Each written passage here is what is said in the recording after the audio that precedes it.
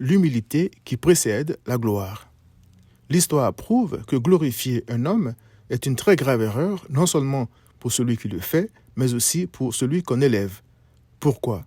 Eh bien, parce que l'être humain souffre d'une maladie que la gloire et les honneurs ne font qu'aggraver. Louer un homme et il devient arrogant et se prend pour le Créateur. Or, il est écrit, l'arrogance précède la ruine et l'orgueil précède la chute. Proverbe 16, verset 18. J'ai appris que quand l'Éternel fait grâce à un homme, Psaume 75, verset 7, c'est toujours pour que ce dernier le craigne et le glorifie lui seul.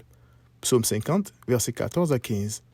Malheureusement, une fois élevé, la chute de l'homme est toujours inévitable si Dieu n'intervient pas. C'est à cause de notre orgueil que nous étions tous privés de la gloire de Dieu. Romains 3, verset 23. Christ s'est humilié afin de devenir la gloire de ceux qui croient en lui. Je crois que c'est de lui et non de nous que les Écritures parlent quand elles disent « La crainte de l'Éternel enseigne la sagesse et l'humilité précède la gloire ». Proverbe 15, verset 33. Je m'explique. Quand l'apôtre Paul faisait des miracles, il savait que ça venait de l'Éternel et non de Paul. Acte 19, verset 11.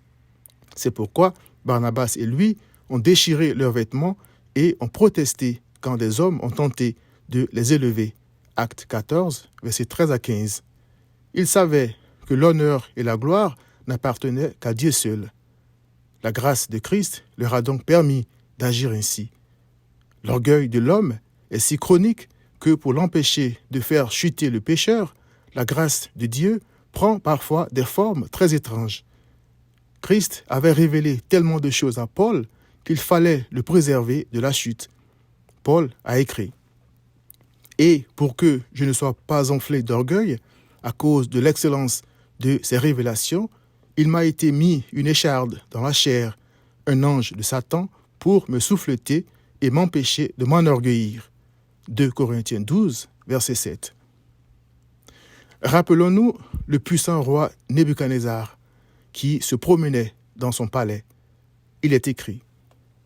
Le roi prit la parole et dit « N'est-ce pas ici Babylone la grande que j'ai bâtie comme résidence royale par la puissance de ma force et pour la gloire de ma magnificence ?» Daniel 4, 29 à 30. Pour lui apprendre que c'est le Très-Haut qui domine sur le règne des hommes et qu'il le donne à qui il veut, ce puissant roi a été condamné à brouter de l'herbe comme un animal. Daniel 4, 31 à 33. L'humilité qui précède la gloire n'est donc pas humaine. C'est pourquoi Christ est venu. Il est écrit, ayant paru comme un simple homme, il, c'est-à-dire Christ, s'est humilié lui-même, se rendant obéissant jusqu'à la mort, même jusqu'à la mort de la croix.